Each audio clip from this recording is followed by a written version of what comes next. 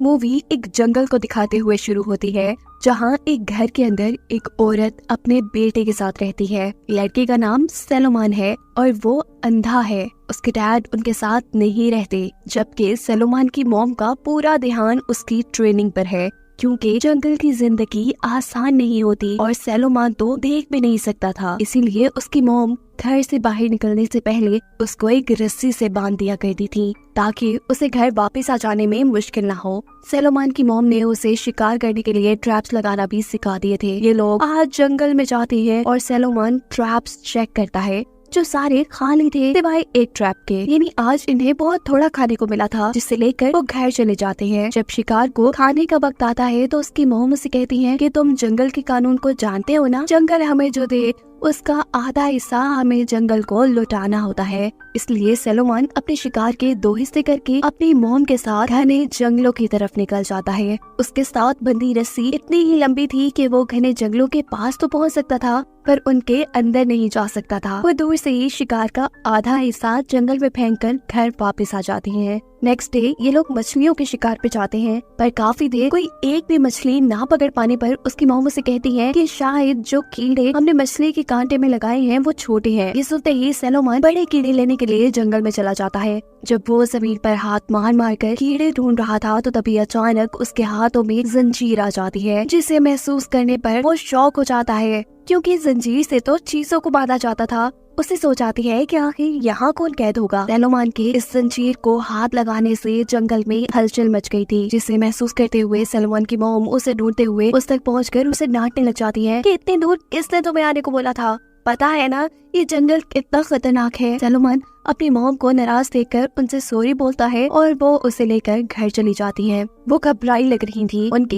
इस बिहेवियर से हमें लगता है कि आखिर यहाँ कुछ तो ऐसा है जिससे वो छुपाने की कोशिश कर रही थी। रात में वो सलोमान को एक बकरे की कहानी सुनाती है, जिसे जंगल में जाना मना था, और एक दिन जब वो जंगल में चली गई तो उस दिन उसकी मौत हो गई, मर गई। ये कहानी सलोमान की मॉम ने खुद उसके लिए लिखी थी कि वो कभी डर कर यहाँ से जंगल में ना जाए। कहानी सुनने के बाद सलोमान अपनी मॉम से मौत के बारे में सवाल करता है। जवाब में उसकी मॉम कहती है कि ये तो मैं नहीं जानती कि मरने के बाद लोग कहाँ जाते हैं। हाँ, पर मेरा ये मानना है कि मौत एंड नहीं होती, और इसी बात पर तुम्हें भी बिलीव रखना है। ये उनकी आखिरी बातें थी। उसके बाद उसकी मॉम घर से कहीं चली गई थी। सालों गुजरे, ना वो खुद वापस आई और ना ही सलोमान को उनका कुछ पता चला। उन्होंने जाते हुए टेप रिकॉर्डिंग में सलमान से माफी मांगी थी उसे छोड़कर जाने के लिए, और साथ ही जिंदगी गुजारने के 3 रूल्स भी बताए थे जिसके बगैर वो मर जाता। इन रूल्स में से पहला रूल ये था कि अगर वो कुछ भी जंगल से लेकर आएगा तो उसका आधा हिस्सा जंगल को वापस लौटाएगा। दूसरा ये कि अगर उसे कभी डर लगे या वो मुश्किल में हो तो फिर सलमान वो गाना गाए जो उसकी मॉम उसके साथ गाया करती थी। और तीसरा ये कि वो जब भी घर से निकलेगा अपनी रस्सी को नहीं छोड़ेगा। इन्हीं रूल्स को फॉलो करते हुए सलोमान की जिंदगी के काफी साल गुजर गए और उसने बहुत कुछ सीख भी लिया। फिर एक दिन ऐसा आया कि जब वो जंगल में शिकार को निकला तो शिकार के नाम पे उसे कुछ ना मिला। वो नदी में मछली पकड़ने गया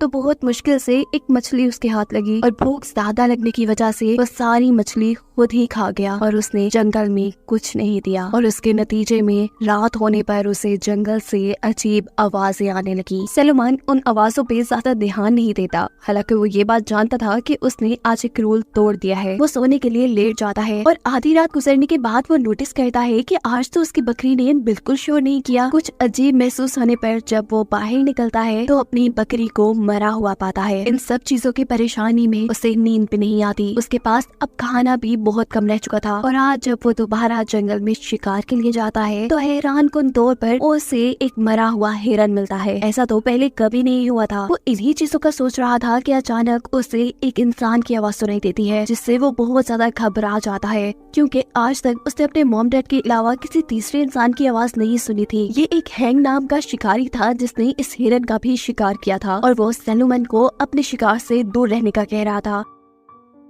वो जब सैलोमन को अपने शिकार से दूर करने के लिए उसके करीब आता है तो सैलोमन उसके ऊपर अपने चाकू से यह हमला कर देता है, जिसकी वजह से शिकारी का हाथ जख्मी हो गया था। शिकारी बदले में उसके सर के ऊपर अपनी गन मारता है, जिसकी वजह से सैलोमन बेहोश हो जाता है। सैलोमन को जब होश आता है तो हैंक उसके सामने ही बैठा हुआ और वो सैलोमन को खुद से घबराने से मना कर रहा था। सैलोमन नोटिस करता है कि वो अपने घर के करीब है। वो हैंक से पूछता है कि तुम्हें मेरा घर कैसे मिला। हैंक जवाब देता है तुम्हारी रस्सी के जरिए। हैंक सवाल करता है कि बच्चे तुम इस जंगल में अकेले रहते हो। हैंक के सवाल का सैलोमन कोई जवाब नहीं देता, क्योंकि उसे अपने आप को बच्चा कहने की वजह से गुस्सा आ गया था। फिर हैंक उससे इस बात की माफी मांगते हुए कहता है कि अगर तुम एक रात मुझे अपने घर पे रहने की इजाजत दे दो तो मैं अपने शिकार में से कुछ हिस्सा तुम्हें खाने के लिए दे दूंगा। देखो रात होने वाली है और रात में जंगल में खतरा बढ़ जाएगा। सैलोमन को ये आदमी क्योंकि अच्छा लगा था, इसीलिए उसने उसे अपने घर में रहने की इजाजत दे दी थी। हैंक खाना बनाता है और साथ ही सैलोमन के घर को चेक करने लगता, क्योंकि वो हैरान था कि एक अंधा इंसान अकेले इस जंगल में जिंदगी कैसे गुजार रहा है।